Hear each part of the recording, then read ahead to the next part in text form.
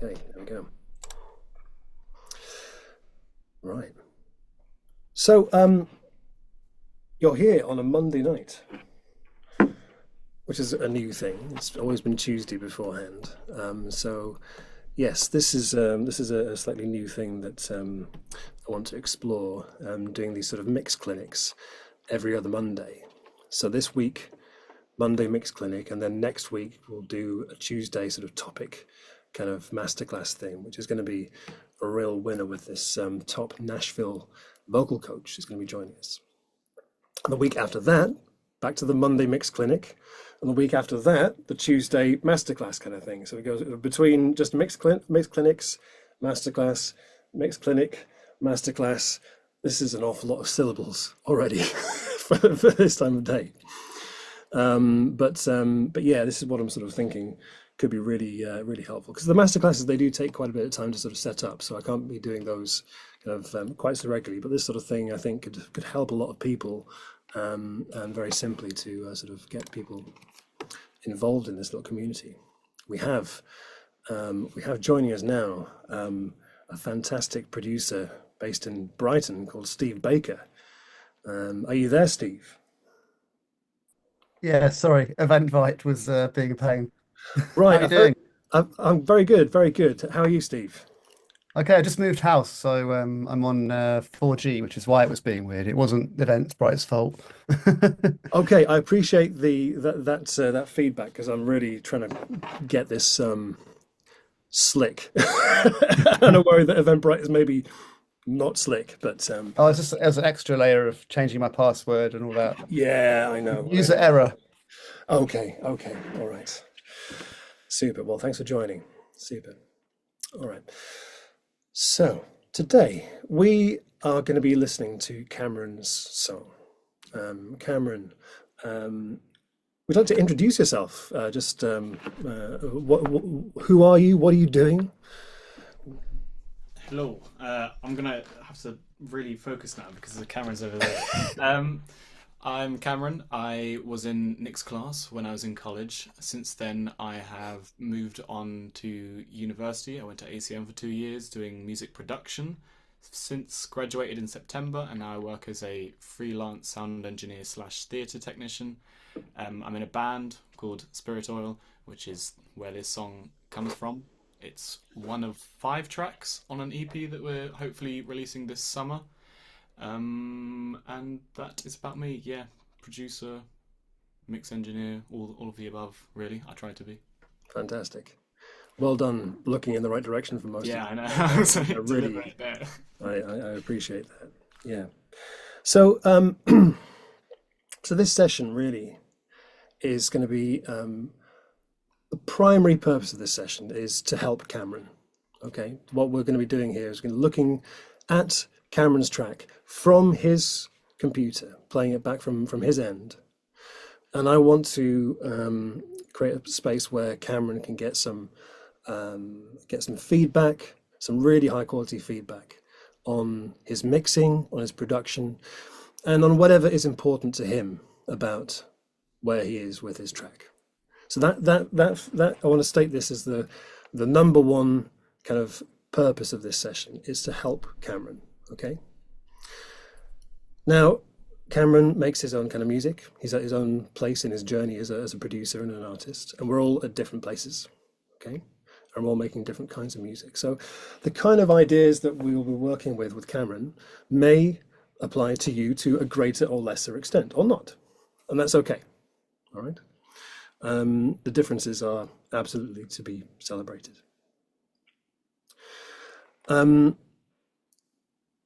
So this will be primarily myself and Cameron talking through his track and looking through this. I would really welcome to have some contributions and questions from any of you for either of us about what's happening here, because Cameron is a brilliant musician. He's a brilliant producer. And there's some techniques in his track here, which we haven't discussed in the previous webinars that could be really interesting for you to explore with him. And he really knows what he's talking about. Okay. And in terms of the ideas that I'm sort of talking to Cameron about, please, if there's things that you want to go into a little bit more detail with, I'd love to help you with that. So you can all get something specific to you from this session. So like primarily, this is to help Cameron. Secondarily, I really want you all to have a space to get something personalized from it about this, okay? And it might be questions that you want to ask either of us about techniques and so on. It might also just be the experience of kind of listening to Cameron's music through the lens of a producer. So some of us are more or less used to doing that. I know that Jamie, Steve, you are very experienced producers who are very used to doing this. So you will probably have some perspectives on this as well. Ruth and Sophie, I think you've perhaps done less of this working with other artists and sort of thinking in this way for other people. So it's a way of you sort of exploring what it's like to sort of look at someone else's work and think, what is going to help them? What will serve them in the sort of feedback I can give, you know? So that's the general idea, okay? And just the way I like to run these rooms, just as a kind of reminder, I love that you've all got your cameras on. It's brilliant to see your faces. I know that that makes these experiences much more engaging, and you know, it just gives you a better seat to your experience here. And I'd also like to suggest that we avoid using the chat box during this, because it's very hard to maintain more than one conversation in a space like this at once. But please, if you have contributions, stick that raise hand up and let's talk, because it'd be great to hear from you. And I want to keep this as involved for everyone as possible. Okay, does that make sense? That sound good? Okay, all right. Okay, so this is where we'll begin then. Cameron, we'll have a listen to your track all the way through from your end in a moment. Okay, and before we begin, do you have a sense right now of some things that you'd like to get from this session? What sort of things in the mix, production, are there any things that any challenges you're facing? Are there any opportunities that you're seeing that you're not sure how to take? What kind of feedback and help do you want? So the track currently is in its sort of first version, mix-wise. So we've recorded it. Everything is from the demo that we made. So like arrangement-wise, I'm pretty happy with it. There are certain places where it could be emphasized, maybe added a bit more to, especially the bridge that you'll hear in a moment. Sort of like dynamically, I'm trying to think of ways to contrast the choruses and verses a bit more, just because I tend to add a lot. I just sort of throw everything at a song and then sort of scale it back later. So it's always nice to have someone's thoughts on where I could sort of bring it back a bit so I could release a bit more later. Mix-wise, like I say, first version, so any fresh ears is always a great thing to have. Yeah, I just like punchy, loud, bassy mixes, so that's kind of what I went for on the first rough version. Fantastic. Okay. All right. So you're pretty happy with the arrangement. Mm-hmm. I just want to clarify something with you before we listen. Like you said first that you're happy with the arrangement, but you're also seeing some opportunities for creating contrast. And are you thinking of that? Would you welcome some ideas about the arrangement to do with that, or are you thinking about this as something to do with the mix? Well, if you've got arrangement ideas, then sure, yeah, you can. Actually, wait, I think I might have used the wrong word. Structure. Okay. I'm happy with the structure. Arrangement, go for it. Okay, so the structure is done.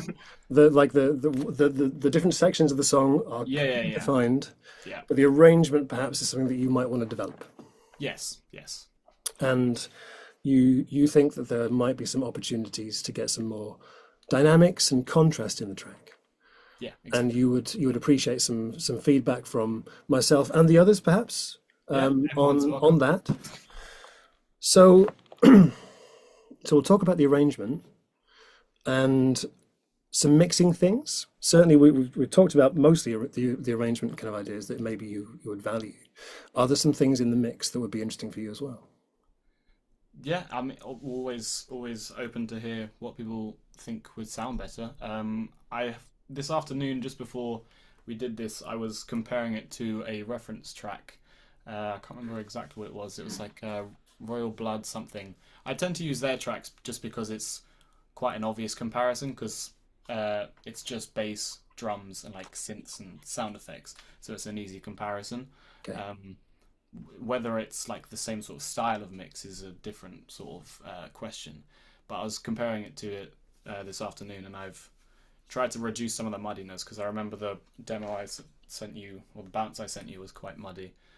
But no, yeah, any mix thoughts would be great as well. Fantastic. Okay.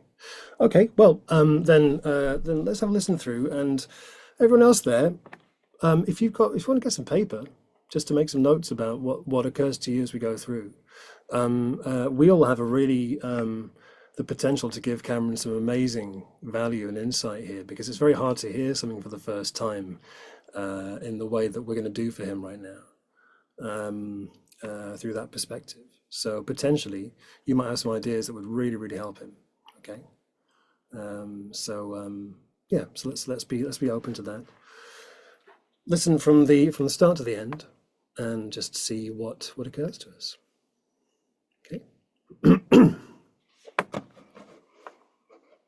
Cool. Everyone hearing that? Seeing that rather? Yep. Awesome.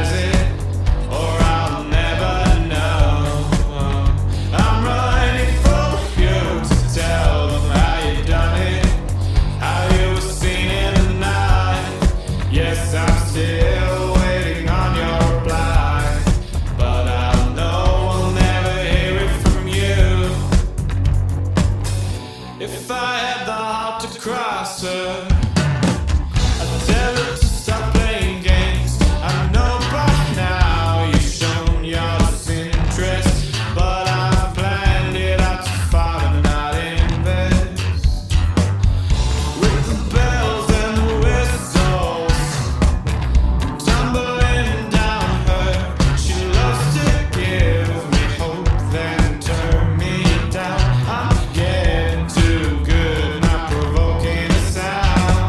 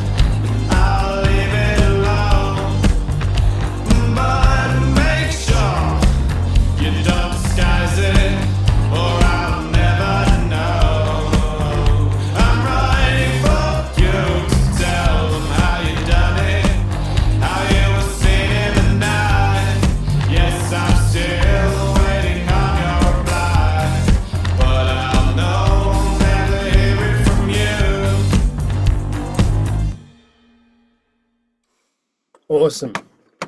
Awesome, awesome, awesome. Okay, thank you. Cameron, do you want to come off share so we can all sort of see each other? Yes, stop sharing it. There you are. Lovely. What a cool tune. What an interesting song. Thank you. What an interesting sound world. Fantastic. Okay. All right. Okay, so I have some ideas. I'm certain that the rest of the people in here have some ideas as well. Before I jump in, can I just check something about what SpiritOil is? Absolutely. So you want me to explain it, or do you have a question? Well, you could do that. I mean, I suppose some of the things that occur to me are about adding layers. You talk about royal blood, and royal blood are like they're a two-piece, right? Yeah. Bassist and singer, right? And drummer. Is that Yeah. right? Yeah. So are you doing that with your band? And is it important that you stay within that kind of feel for your recordings? So this was a dilemma when we first made it. It is just me and James. So it's just two of us. He's on drums, I play bass, and I sing. For live shows, we just use backing tracks, so like synths and all of the percussion we normally just have in a track that will play under us. I am not bothered in any way about restricting myself to just bass and drums, hence why there's so much more going on in this track. So no, there's no like restriction here. Okay, all right. So any ideas, anything that we can do in the studio that you could fit around the basis of this, which is drums, bass, and vocals, layering things out with backing tracks is a-okay. That is absolutely fine. I like it. Awesome. All right. Okay, cool. I'm wondering where to start because I'm sure we have some ideas. I tell you what, I've got a little list of things that I might mention here. Just before I go in, I'm just curious to maybe just get like one thought from each of everyone here, if that's okay. Because I have heard the song before, but these folks have not heard it before. So I'm really interested to see what like immediate ideas they have, and maybe this would be valuable to you. Could I invite, just in the order I see you on my screen, I'm going to invite Ruth to contribute. Okay, well, the first thing that I thought of actually was, and you know that I'm off with drums, but to distinguish the chorus, I definitely felt that I wanted more fills. Like I don't know if it's sort of not with the vibe of the music, but I thought there could be some more fills there and just more general sparkle. And then the other thing, it was very small, but to distinguish between the verse and the chorus, I think if the verse was sung with a different kind of energy, because it all seems to be quite a similar energy. And I think that there's sort of verse and then it goes bridge and then chorus. So I was thinking the verse could be a lot more intimate and sort of low key, and then it could gradually step it up, and the harmony I liked, but I wanted to hear it louder or maybe some layers there. That's all I've written down because it was really quite cool. But next person. Fantastic. What do you think of that, Cameron? Yeah, no, definitely. Yeah, I'm always. It's always a point of contention when I do harmonies. I never know how loud I really want them, because obviously I like having a strong, powerful vocal, but then I don't know how. It's always a question of not taking up too much room with everything, because obviously, like I say, there's loads of tracks going on. There's so much that I could try and highlight, but yeah, no, the fact that you think the vocals should have a bit more space is always interesting. Yeah. I love the idea of having a softer verse, actually. Yeah, that too as well. Yeah. Using the dynamics of your voice to bring that about. Mm. That's a lovely thought. Thank you. Okay, cool. We're going to go Jamie, then Sophie, then Steve. Jamie, what are you thinking? Yeah, no worries. I've got quite a few bits, but I don't know if you want me to save them. Can Um, we go for like maybe a your general. top one or two, just so we can get around everybody. Yeah, sure. I thought it was really cool track. I thought I agree with Ruth. I think the vocals need a bit of work. Melody wise, I don't know how stuck you are on it, but maybe a higher melody in the chorus. I know this is sort of songwriting stuff, but um, yeah. And then honestly, I think the drums could be sound a bit bigger, in my opinion. Whether that's the samples you're using or there was a couple of parts that need tightening up anyway in the chorus. But yeah, there's a couple of ideas for you. Thanks very much. Cool. Okay. Karen, do you want to feedback on that? Uh, yeah. As soon as I said that, I immediately forgot what you said. Drums. Drums. Do you want it Yes. to sound bigger? Drums sound bigger. I'm always trying to get the drums to sound bigger. They are a point I struggle with just because I don't often get to use acoustic drum recordings, so I'm still getting used to that. Okay. Because obviously I don't. Yeah, I always struggle to not lose the character of the original recordings, but also make them sound much bigger. Are you using samples or are you generally just EQing, compressing the original acoustic recording? Yeah, no, it's all acoustic recordings, but the kick and the snare are doubled with samples. So, Yeah. yeah. I would just check the phase on them. To Mhm. check the phase on your samples. Are you using the Logic drum, what's it called? The drum doubler, or Yeah, what are that you one. using? Yeah. It's all like Logic stock stuff, including like their flex time, which I know is a bit temperamental sometimes, but you know. Yeah. I would if I were you check your samples and see what relation they are in terms of acoustic and electronic. So what I tend to do is I'll layer up a couple of kicks or a few kicks um with some electronic samples, some really nice acoustic samples. Could even use a plugin like Addictive Drums or something similar, so the velocity of the drums works really well. But yeah, you kind of want to distinguish the high end, the mid end, and the low, and sort of distinguish which sample is working best in which area and balance it out accordingly. Does that make Yeah. sense? Yeah, no, it does. Yeah, thank you. Awesome. Yeah, whenever we're adding together um, bass elements, whether it's multiple layers of kick drums or different layers of bass instruments, we might be sort of sticking on top of each other for like subs and textures and different things to add together. If something, it can, yeah, like one note that the phase might be in line, so we have a very strong note, and the next one might be out of phase. So that's good to sort of check that that's going to be consistent. Sometimes it can be quite lumpy if you're doing that. And one way to get around it actually is to choose which of them you're going to use for those low frequencies. So if you want to get rid of the phase problem altogether, say like just use say your sample for the sub frequencies and your recorded kick drum for things above that, and then they're kind of staying out of the way of each other a little bit, so there's less of a possibility of complication, but there can be another possible solution for that. But cool. Thanks, Jamie. Awesome.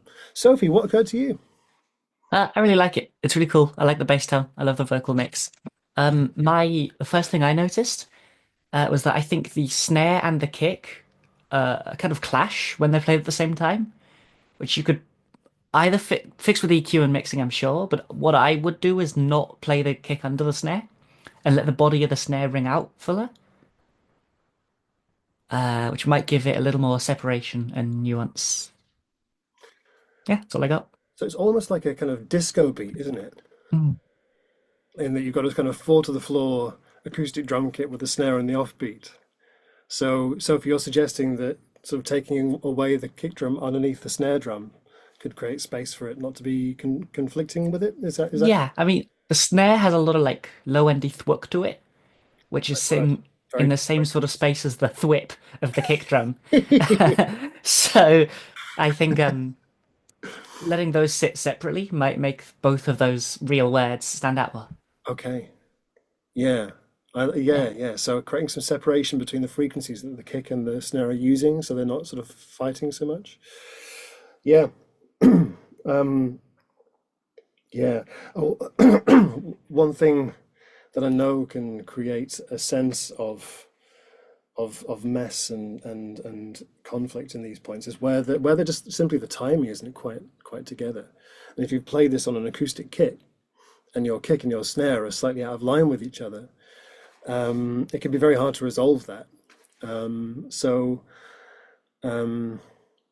I've found myself doing quite a lot of editing with these things, actually sort of replacing sections where maybe the kick and the snare are slightly out of line with each other, with other sections where they're really in. So they're really like um, um, so they're pulling the compressor down at the same time when they both land, so they don't have a kind of flamming effect against each other.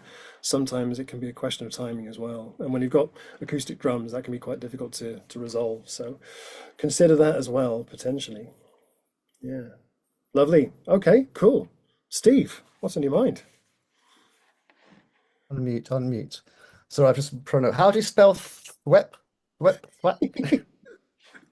That's THWIP. Thank you. No Love problem. that. Yeah, all the stuff that's been said already, definitely agree with it. And drums are a funny one. I would like all technical stuff about phase. It's like definitely a big moment when you figure out phase. Um, but for me, I just was like, make it more Larry and mental and energetic. Go like I'm a big fan of like Death from Above, 1979, Hot Hot Heat, yeah. It's like a lot of the kind of like electro disco guitar stuff. And I would probably duplicate the session, file, save a new version of the session, and go mental with it, so you know you're not going to break your current one.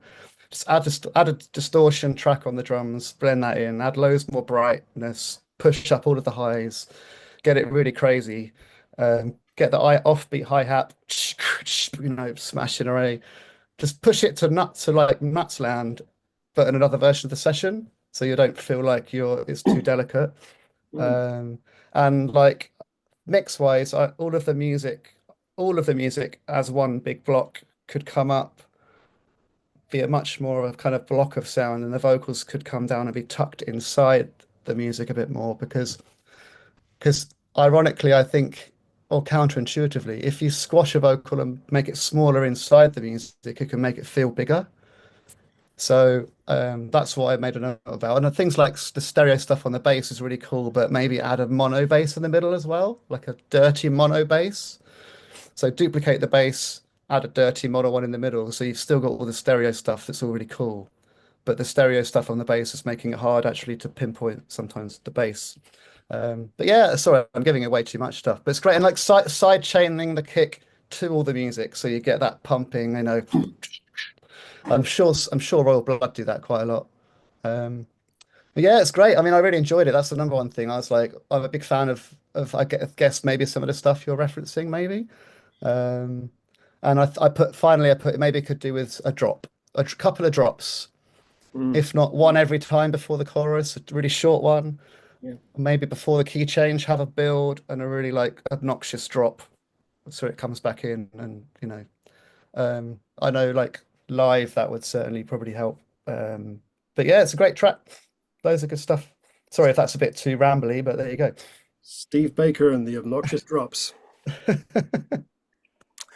Wow, what a gold mine. So, Steve, I love this idea of just doing a crazy mix, like just doing a complete Yeah, it's alternative, like just no holds barred, just a really eccentric mix, yeah, and seeing maybe what elements might you could end up with one mix of the verses and another mix of the choruses and something wild like that, or taking one mix of the guitar of the vocal for the verse and borrowing it from the chorus for the others. yeah. Yeah. And I think stuff like that, like it helps me out with like panning, like width is a big thing. So I'm always like adding width to everything. But when I get down to like an alternative mix, I'll often take everything that's really wide and just make it completely mono. And then suddenly I'm like, oh my God, there's all this space now. But I would never have made that decision because I'd be too scared I was going to break my mix. But if you're doing it in a new session where you're not really scared, you just fuck about with it, and you end up sometimes in a newer place. But that kind of music, the kind of track it is, has got lots of energy in the music. So I think the mix needs to reflect the energy that's in the music. So the mix needs to be Larry and pushing boundaries a bit further than they're at the moment. But I appreciate that's quite conceptual. But yeah. No, you got to think like that. That's fantastic. Cool. Karen, do you want to feedback on that? That was actually a point that I was like, an underlying thing I was thinking about is that it doesn't sound that, like I said I was a fan of punchy and bassy in the little intro I did, and then I was like thinking it still sounds very like acoustic and very natural. And I like what Steve's saying about the referencing of Death from Above and all that kind of music. It's very like larger than life in its sort of mixing. So maybe that's actually a really good idea, that I should just start a new project. Exactly, yeah. New project, and then just go full send it. Get a really good room reverb. The new Logic Pro's got some great room reverbs, algorithm, impulse response. Get a nice short vibey drum room on a bus, and send your snare drum and cymbals to it, and then compress the fuck out of it, boost it up really high, and blend it, and suddenly you'll be like, right, there's your energy.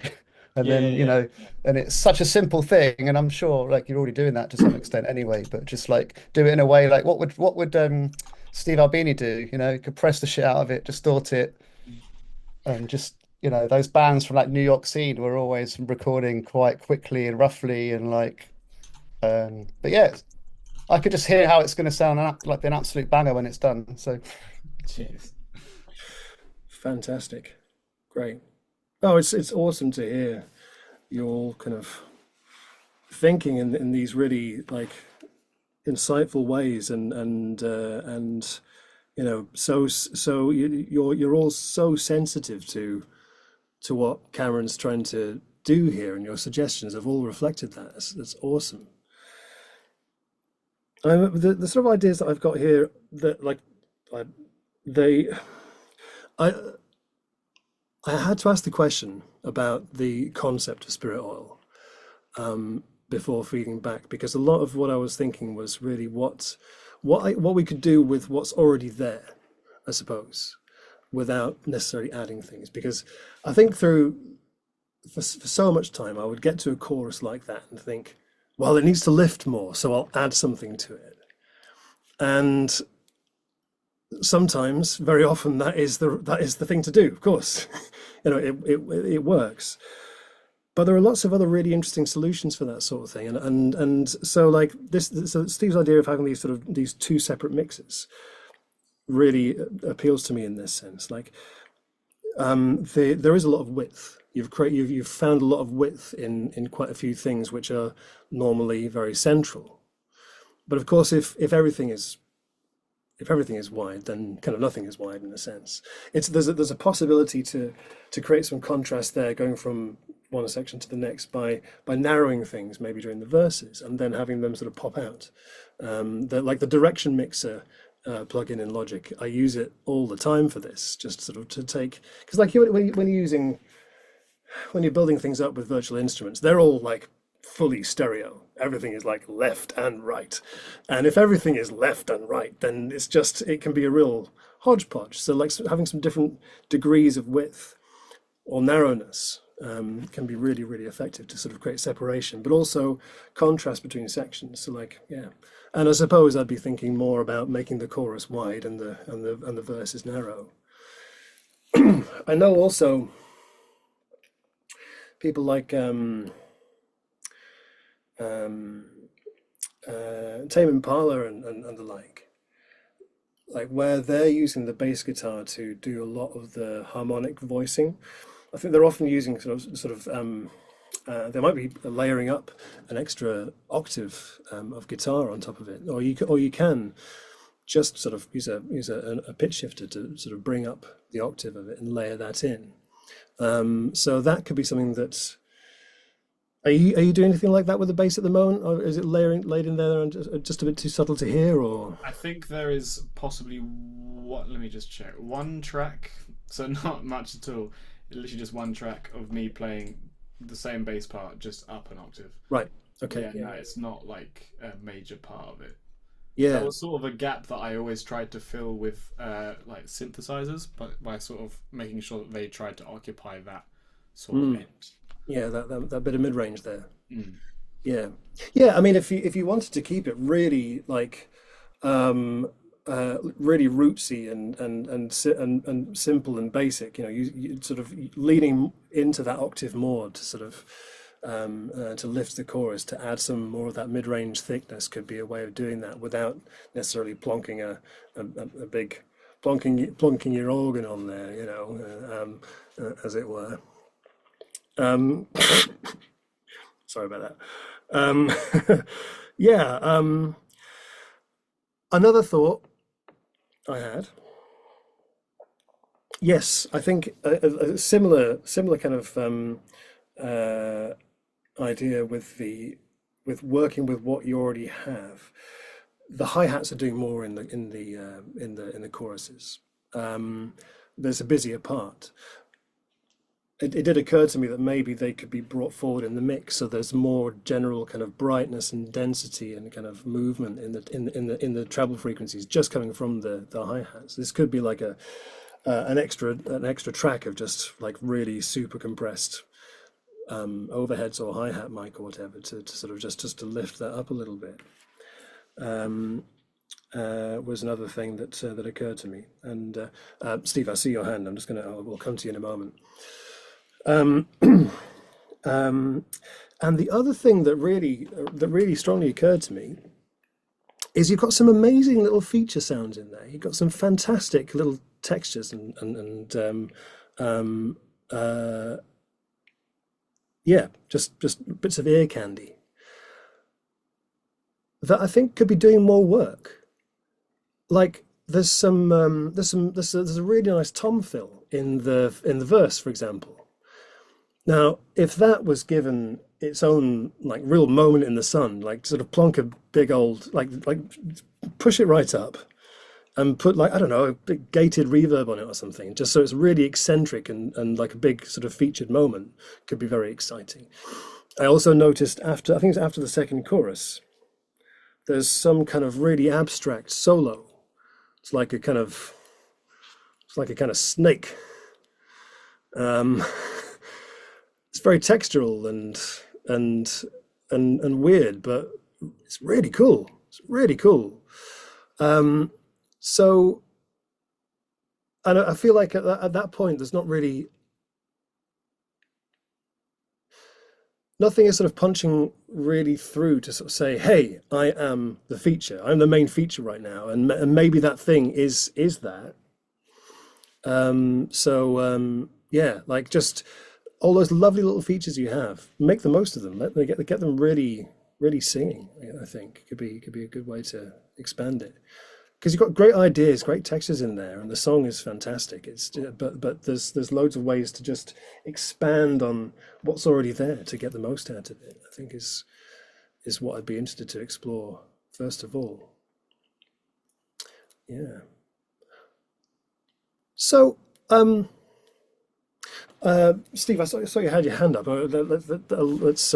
Let's hear from you, and then perhaps we have a listen to the track once more, and while we listen, we'll sort of we'll get a fresh pass on it.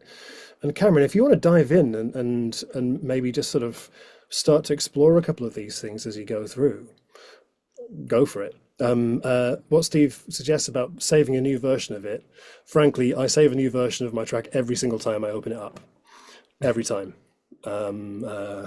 Just in case I have made steps backwards, because I do that sometimes. Yeah, so maybe save a new version of it. Let's have a playback and a bit of a tweak. Sorry, Steve, I said I was going to come to you, and I'm going to do that now.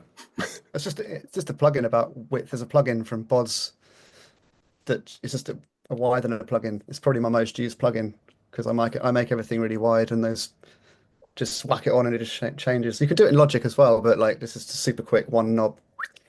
And I was just going to say, if you're looking at what width is a particular problem, it's the quickest way of fixing that problem and experimenting with taking stuff. And if you listen to the stuff you're referencing, focus on how wide the vocal is and how wide the bass is, and then you can adjust it really quickly. That's it. It's called Width Knob. That's Lovely. Width Knob by Boz Digital Labs. I think it's free, so check that out. Anyway. Boz are good. Boz do some good stuff.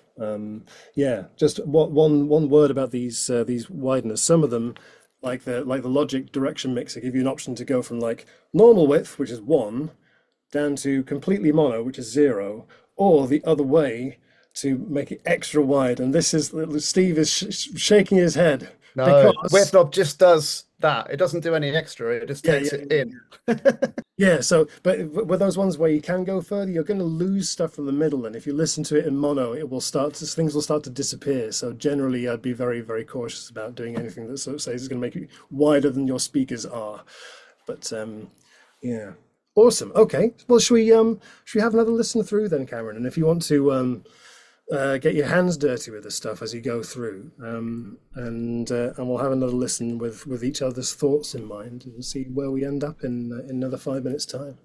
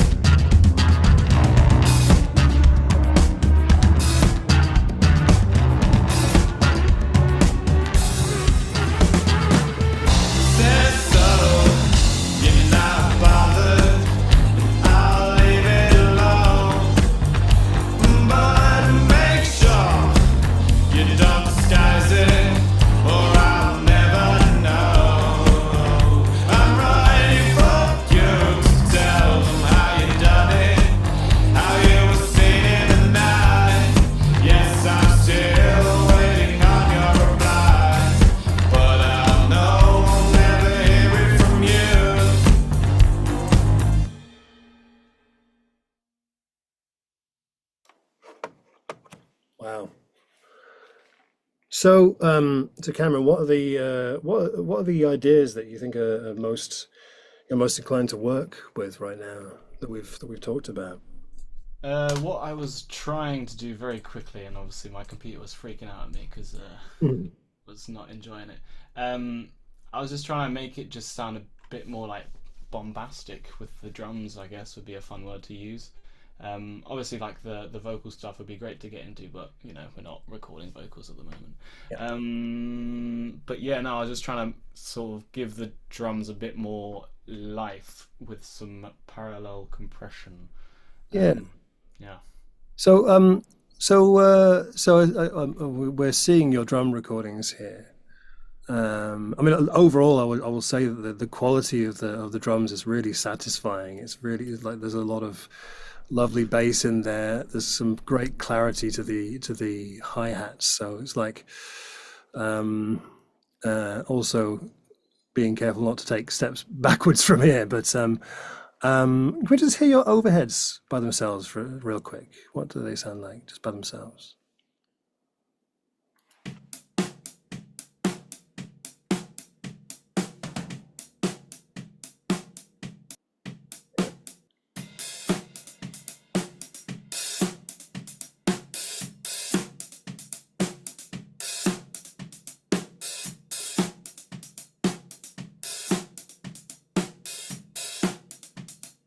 Yeah. I mean, I got to say, they sound lovely. They sound really, really pleasing. I wonder what would happen, like if you just made a couple of new channels for your overheads and just made a like a smash channel for them. Perhaps, just that you could bring in the choruses, perhaps, where like you literally just editing, like making a duplicate of your overhead channels, but sending it to their own bus where they're really getting very extremely compressed or distorted even. Um,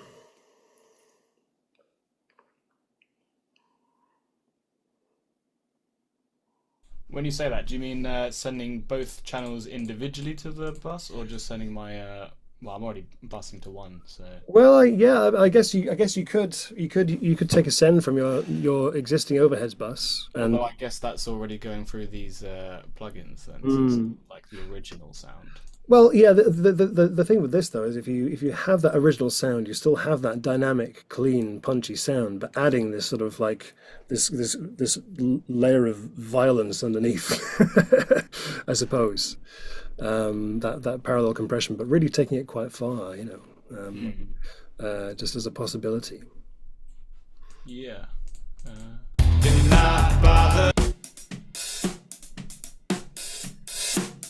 Yeah, so I see you've got your UAD 1176 there. Yeah. So let's like how hard can you hit that?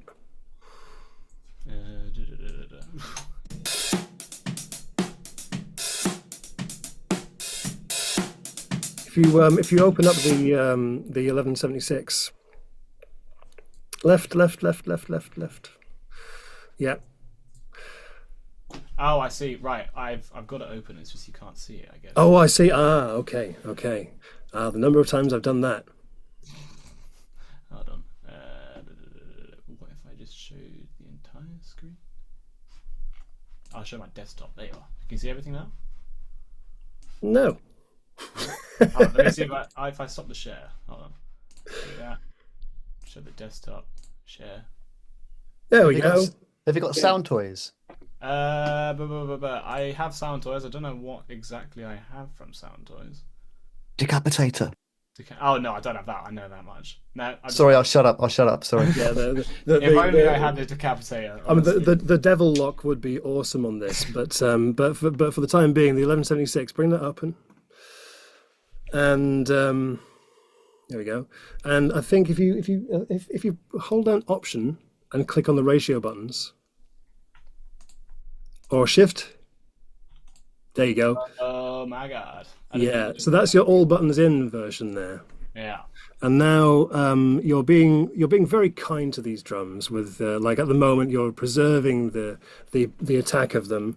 You've already got your normal overheads channel which is doing that. So let's turn that attack right the way up. So it's counterintuitive with this one, but on the 1176, if you go to the high settings, it's fast. So we're now going to have a really super smashy compressor. So let's just see what this does. Play. Why is it not playing?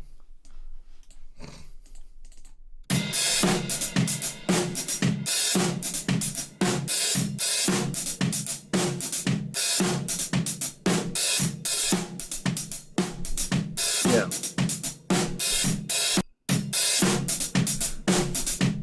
So just as an option, 1 second. It's not giving me,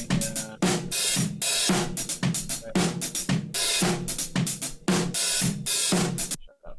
There you are. so I mean, like obviously there'll be ways to do this quite carefully in the actual instance, but I wonder what it would sound like if that was sort of muted during the verses, but then unmute that smash channel when the chorus kicks in. Yes. Why are none of my shortcuts working? What is going on here? You have the curse of doing something in front of other people and nothing working quite right. My logic not deciding to The number of times you've sat behind me in a classroom, Cameron, and seen exactly this happening to me. Yeah. I understand the feeling now. That, Yeah. you want to do something and it's not letting you do it. Okay. Yeah. Right. Well, I'd love to automate it, but I can't. So I'll think about doing that later. Yeah. Let me just see what it sounds like in the verses.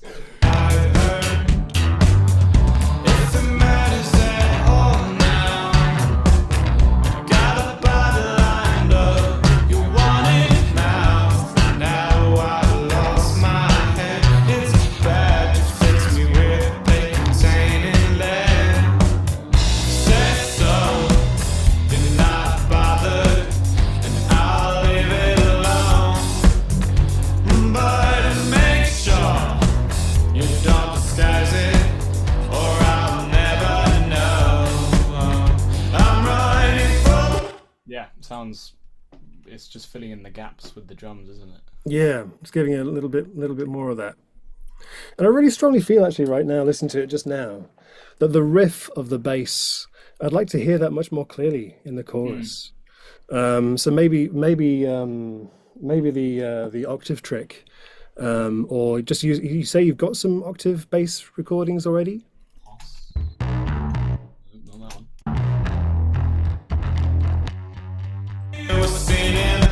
Yeah. Was it that one? That Yeah, one. can we that yeah.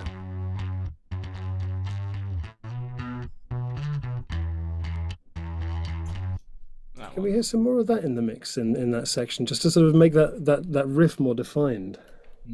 I'll know we'll never hear it from you.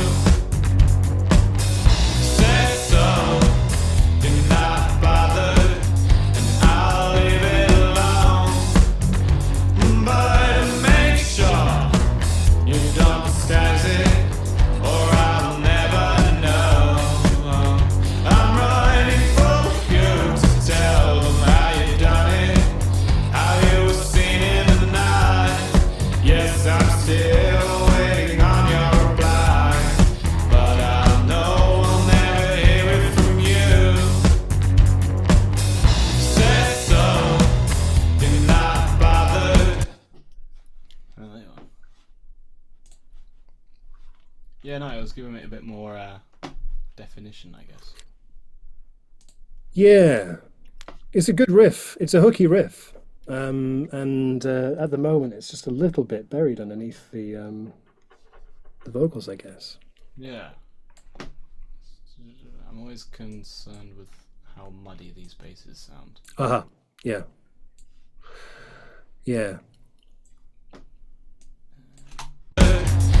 I'll leave it alone, but make sure you don't disguise it. Yeah, I mean, when I've used these kind of techniques in the past, I've generally chosen one of my bass instruments to be the one that rules the low end, and no one else is allowed down there.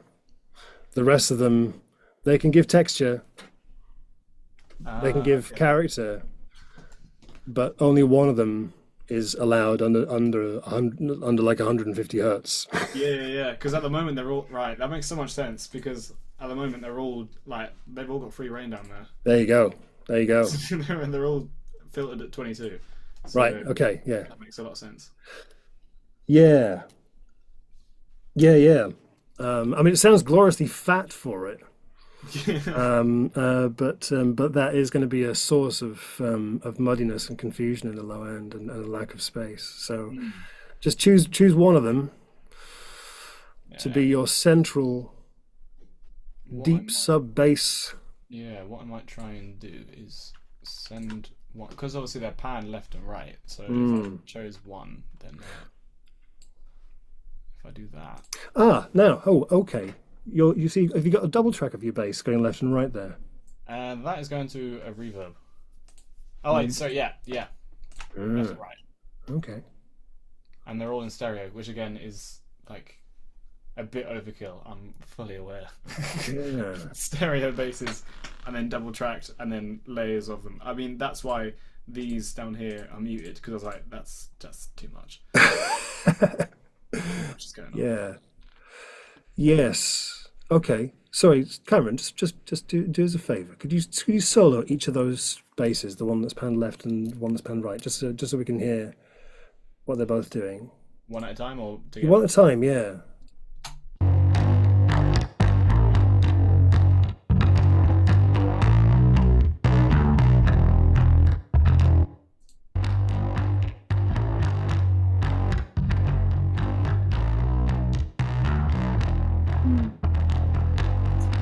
Yeah.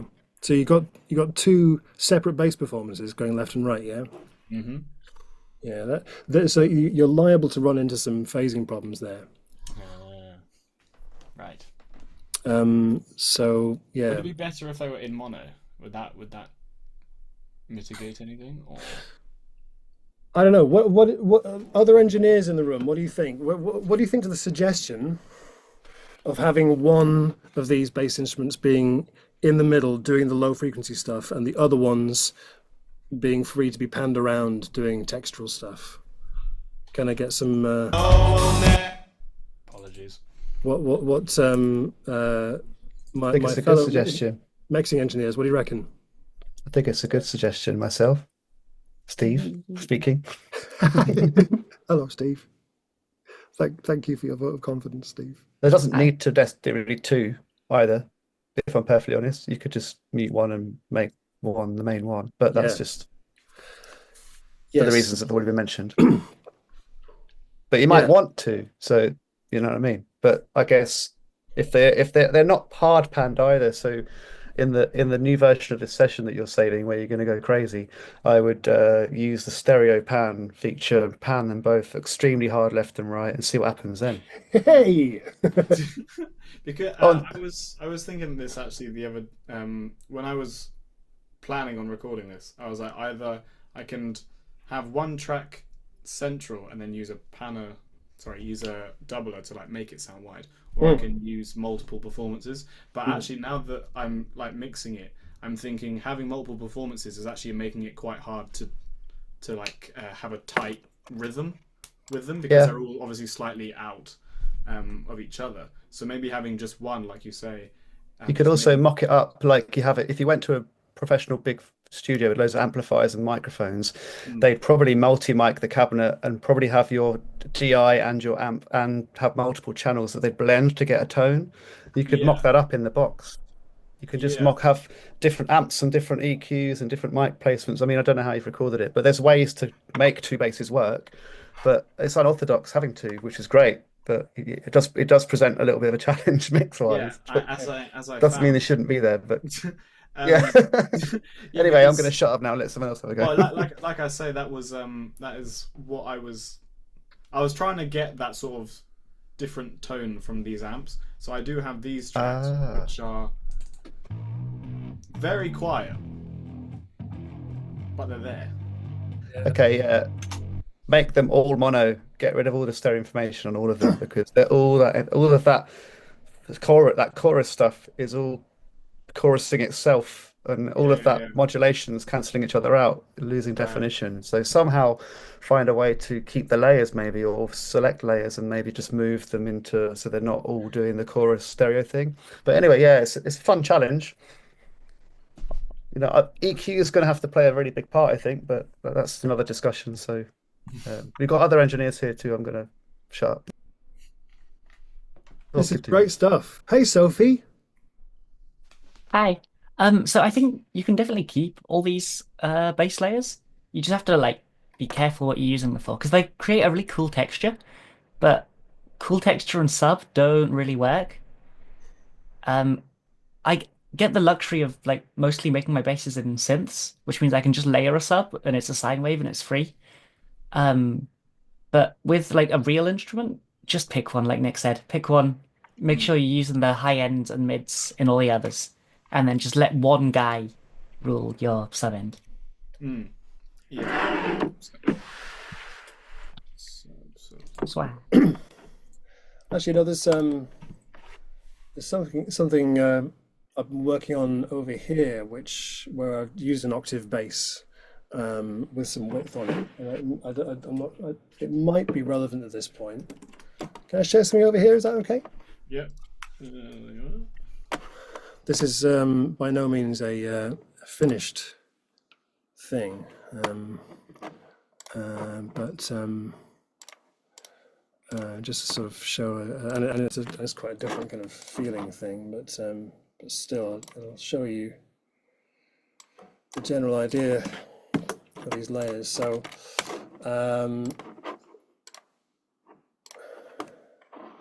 just make sure you can all hear it. Okay. So, yeah, I'll keep the vocal off right now because I don't want to spoil any surprises. But right, so rhythm track.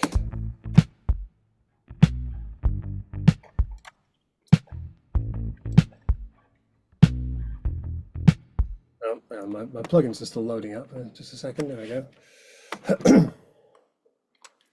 So this is my kind of lo-fi soul funk kind of thing that I'm working on here.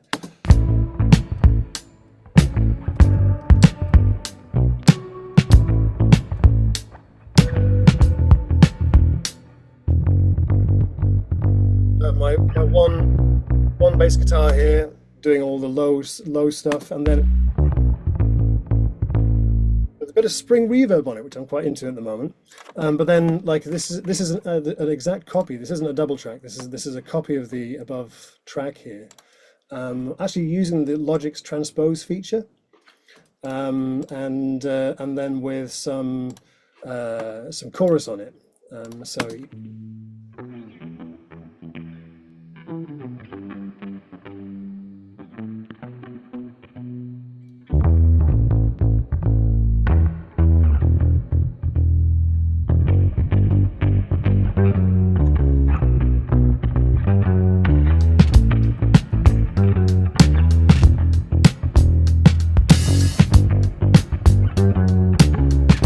All that sort of definition from the bass line, it really cuts through, and the low frequencies themselves are really like the low frequency hygiene, if you like, is like on point, because all the low frequencies are right in the middle.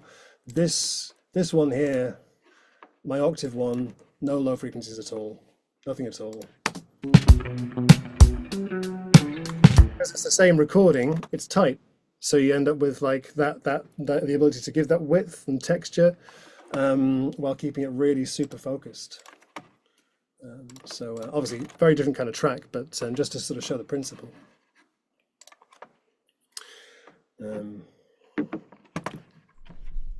Yeah, I find it funny that it's not entirely obvious that you've done that either. No. No. No, I mean it's kind of like, I suppose, if it was a synth bass, it would just be like adding another oscillator that's an octave up. Yeah. So it still feels like it's the same instrument. But you've got like really focused bass and then texture and width coming from a different place. All this talk of bass is making me remember that I actually have a sub bass synth that I've like neglected, and I've just sort of left it down there. Uh, so maybe I should make I a love decision. it. Maybe I should make a decision as to whether I actually want basses down that low anyway, Mm. or if I just get rid of that sub bass because it might not be needed. Well, you have quite a lot of sub in your drums. And that too. See, I can't decide. Yeah, I mean, it probably will start to come into focus a bit more Mm. by just being decisive about which of those bass elements is going to have the real low stuff. Mm. Yeah.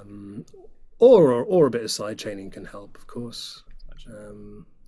But yeah, okay, all right. What would help you right now, Cameron? What are you? Do you have? Has this left you with more questions you want to bring to our expert panel here, or are you ready to get stuck in, or what? Yeah, I've just got like, obviously I've written all this feedback down, and now I'm just like my head's spinning with all these things that Yeah. I'm thinking of doing.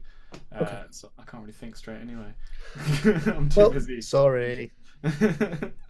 No. This is It's awesome. all good. It's all good stuff. It's all good stuff. Yeah.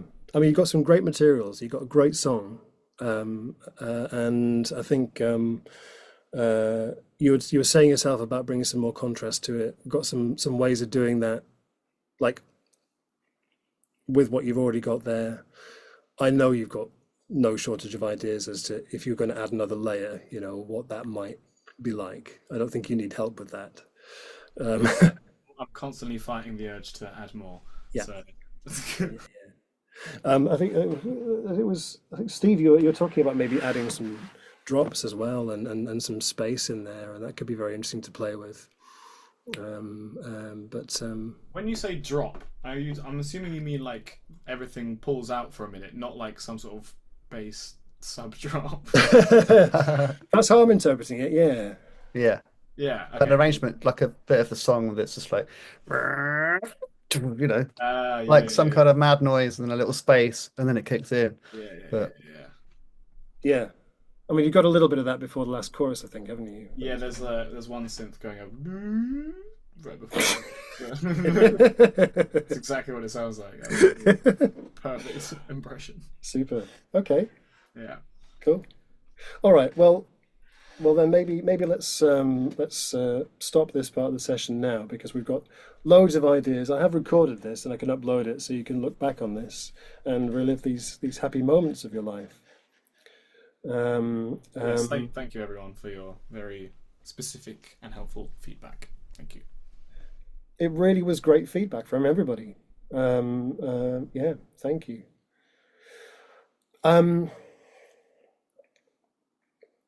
So this is the first time we've done a session quite like this. We've been doing sort of topics in the other sessions that I've been running like this. I'm pretty sure Cameron's got some good value out of this, but the rest of you, how has this been for you? I just really want to know if this is a helpful kind of format for people to drop in on. Is this good? Ruth, you've unmuted. Oh, yeah. No, I've got 2 pages of notes of things like so yeah, it's really interesting people's ideas and listening to what people come up with, and some things I've got to look into that I don't know what a width knob. A width knob. I've got to do some study into that and things. But it's really interesting for me, probably being the least experienced person here. Well, the width knob. Let's just. I mean, you. I'm sure you already have a width knob. I can see you smiling. I can see you smiling. I've seen it on Logic. Yeah, well, I've seen something that does the stereo width button and stuff. The direction mixer is the thing, and that can be, like it's stereo is just amazing. It's just like it's this fantastic illusion that makes you feel like you're in this 3-dimensional immersive space, and it's it's so tempting to use as much of it as possible, but the contrast between that width and things that aren't so wide is so important. And and I think particularly when you're composing, as I say, using virtual instruments, they're all made to sound really wide and full sounding. And if all your instruments sound wide and full sounding, you just end up with porridge. And I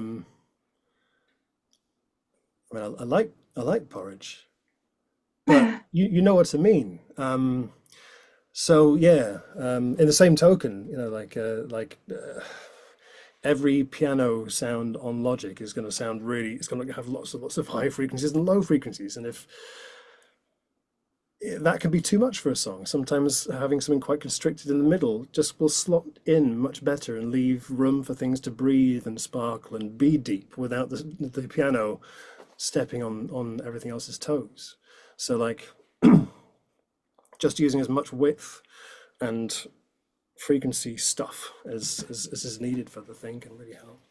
I did that. I was turning up the width because everyone said, oh, have a really wide vocal and stuff, but it just lost a lot of intimacy. And when I put it, like, I really narrow just to listen to the difference, that sounded so intimate to me. That was just, it created, there was a really different feeling. So I got to, you know, play around with that. Is there a difference between pan and stereo pan? I mean, that sounds like a stupid question to me, but I realize that some of the instruments, when you pan them, you get like the line all the way around, and sometimes it's just panned. Yeah. Um, Yeah, I think Yeah, if you have like I'm looking for if you have a stereo instrument and you're just using a normal panner and you pan it towards the left, then all it's going to do is it's going to turn down the right channel. this is what, yeah. Whereas if you select the stereo panner then and you turn it towards the left, then I think that right channel is going to be panned over towards the other side. So it creates a different effect. Honestly, Ruth, you're going to need to experiment with that to see how it feels to do it. I have, when I tried to use the stereo pan, it's just sounded really messy, though. I can hear that it sounds really full, but it's just been really messy. So I stopped using it again, but maybe sometime in the future. Yeah, I mean, and if things are feeling messy, you can do a lot worse than just to stick them in mono using the gain plugin and just pan it conventionally. Because as I say, if everything is wide, then you have a lot of stuff for your brain to pick apart. So it can just clean things up to go mono with something and just place it. I think it might help me to work with mono for a while anyway, you know, because I'm a newbie and stuff, I don't know. You know, just experiment with mono and panning things and getting space between things like that. Well, you're thinking about the right things, though, Ruth. You know, you're quite new to this, but you're hearing where problems are coming up, and that's really exciting. You know, like clearly you're starting to think about problems that you need to solve, and that's where you're at. That's awesome. It's been really interesting listening to that. The one thing with the bass, what I want to hear, but it probably doesn't go with this style of music, is a really fat, funky bass on that song, Cameron's song. That's what I want to hear on that song. Last comment on his song. Thank you. You know, I really like Steve's idea of just like really exaggerating everything to a ridiculous amount. I thought that would be really cool. Sweet. Awesome. So, folks, let's draw this mixed clinic bit to a close. So next week, folks, the session that happens next Tuesday is going to be another kind of masterclass topic thing. This one is going to be incredible. It's going to be absolutely incredible. I'm going to be joined by Laura Donahue, who is a vocal coach in Nashville at the top level. She works with like the stars of Nashville. She's a friend of mine, and she's going to join to like have a look at her website, and you will see that there are insights that come from Laura which go a bit further than just like warm-ups and so on. We will be talking about that. And we will be talking about like straightforward vocal technique. But I don't know what you folks are finding, but so much of the experience of a recording a vocal is in the head. It's about how I'm feeling or how my vocalist is feeling, and finding the confidence and finding the space and to be vulnerable and to communicate a song and frankly to stop thinking about it. Actually, to stop thinking about singing and just sing. These sorts of things really are on my mind when I'm recording a vocal or recording a vocalist. And so it's going to be some of this sort of thing that we're going to talk about in this session next week. It's unmissable, frankly. It's going to be such good value. All right.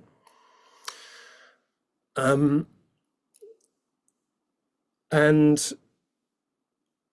like, I promise, if you know some people who are recording themselves singing or recording other people singing at any level, and you invite them along, they will be really grateful to you for that.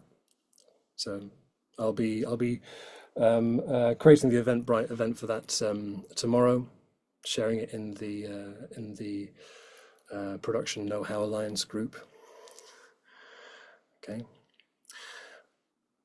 The week after that, so that'll be the 21st, we're going to do another mix clinic. And I have someone for that already, someone that I've been doing one-to-one sessions with, helping him with his mixing. Yeah,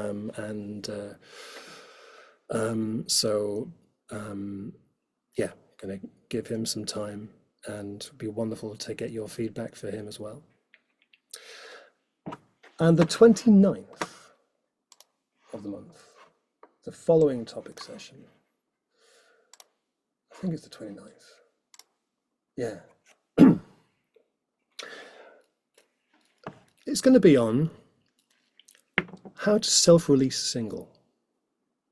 I put this as one of the options in the poll in the WhatsApp community, and a lot of people chose it. Frankly, I am not an authority on that. So I'm going to get some people in who are. I am currently talking to somebody that you'll have heard of to bring in.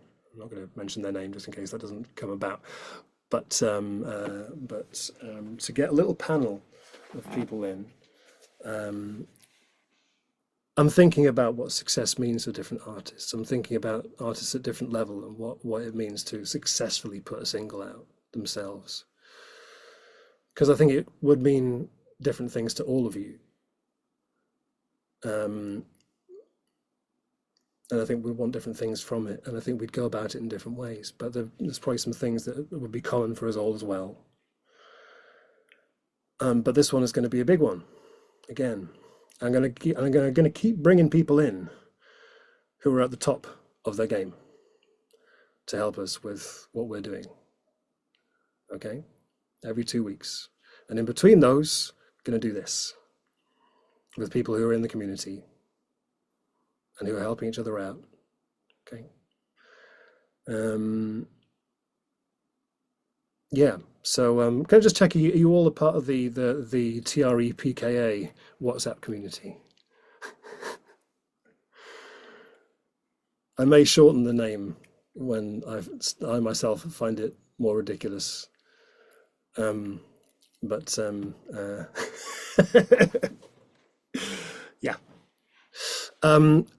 And real quick, just before we finish, I'm gonna have a little chat with Cameron after this. We're just gonna have a bit of a catch up. If Cameron, you have the headspace for it, we'll have a bit of a chat. Yeah, I'm still there, still awake. Awesome. Going. Yeah. Do any of you have any thoughts on what would be really like amazing to have an expert give you some guidance, someone like who is like the authority on something that you want some help with?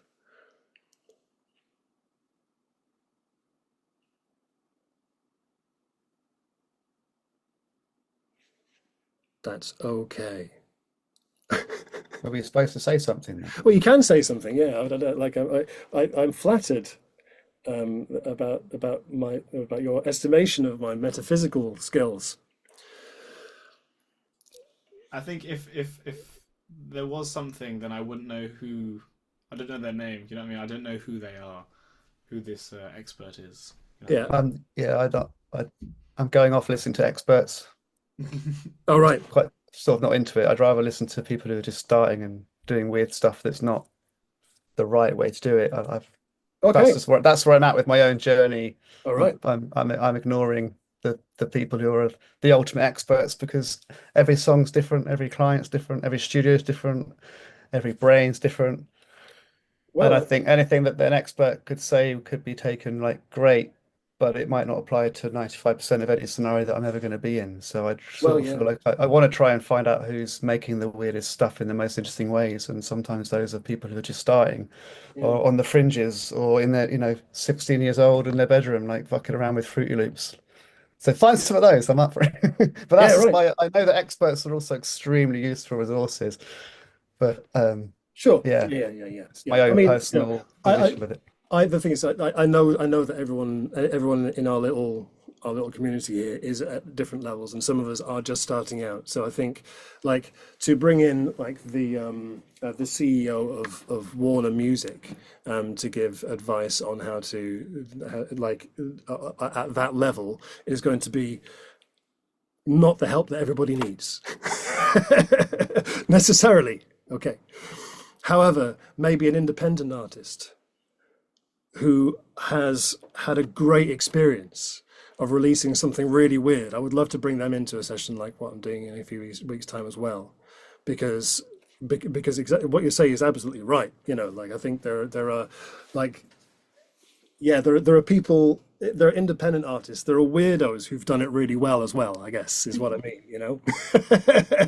Well, they've done it wrong, and it was a hit. And Yeah, forever, yeah, like the first Strokes album was recorded really basic, really badly, and really wrongly. But everyone always asks the engineer how did you get that sound? It's like, guys, I wasn't getting that sound. I yeah, just put the microphones there and yeah. moved on. And they were asking about he's supposedly an expert. So I think it's more fun when people are doing things out of not having much equipment or so anyway, anyone who's got good stories about that kind of stuff, All right, I love that. I love cool. finding out like, oh, that sound was not meant to sound like that. Okay.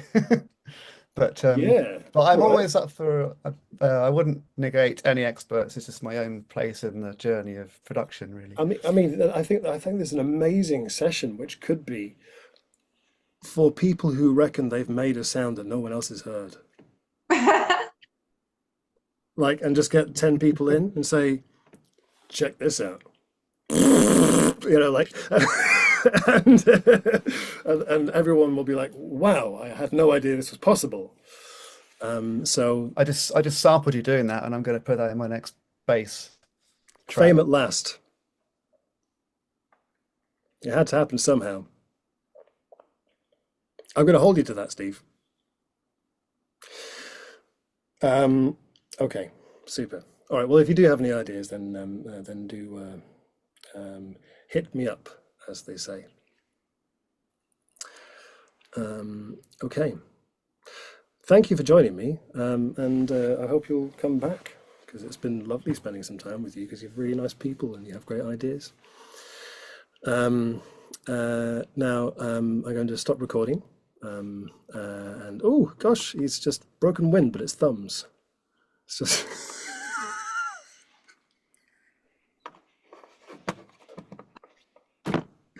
oh, there he goes again. Sticks of thumbs in here. Okay, I really should stop recording now before I say anything else.